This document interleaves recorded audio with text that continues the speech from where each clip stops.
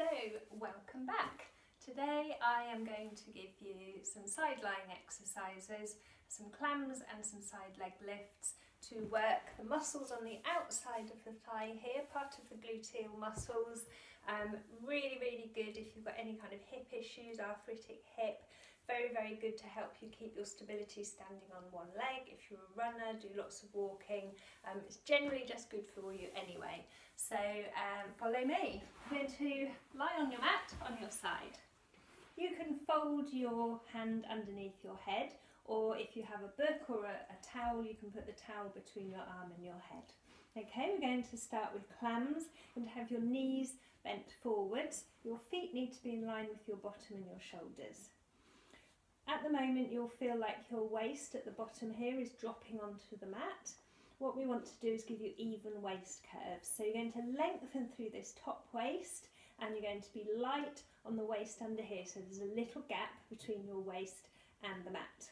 Okay, so shoulders and hips are stacked one on top of the other.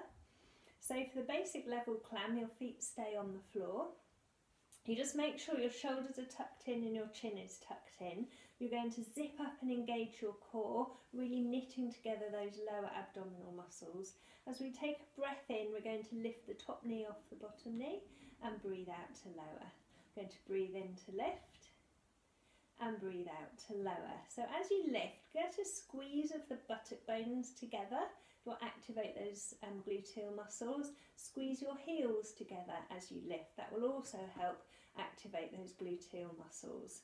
Our watch points here are making sure we don't drop our waist into the mat and that we don't roll the top hip backwards. Keep it stacked on top of the bottom hip.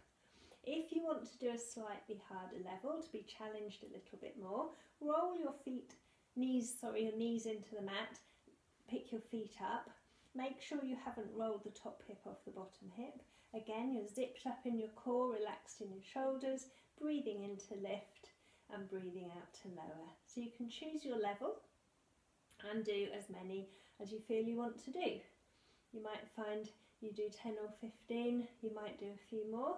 Keep your core zipped up all of the time, keep your shoulders relaxed. When you've finished, you can bring your legs down, drop your top leg over onto the floor, possibly need to give your hip a little rub if it feels a bit achy. From here, we can go on to lift and lower. So you straighten out your legs. If you feel a little bit unstable here, you can bend the bottom leg to give you a bit of stability. Otherwise, straight legs, so you're on a tight rope. Again, we're lengthening through the top waist. We're lightening the bottom waist on the mat.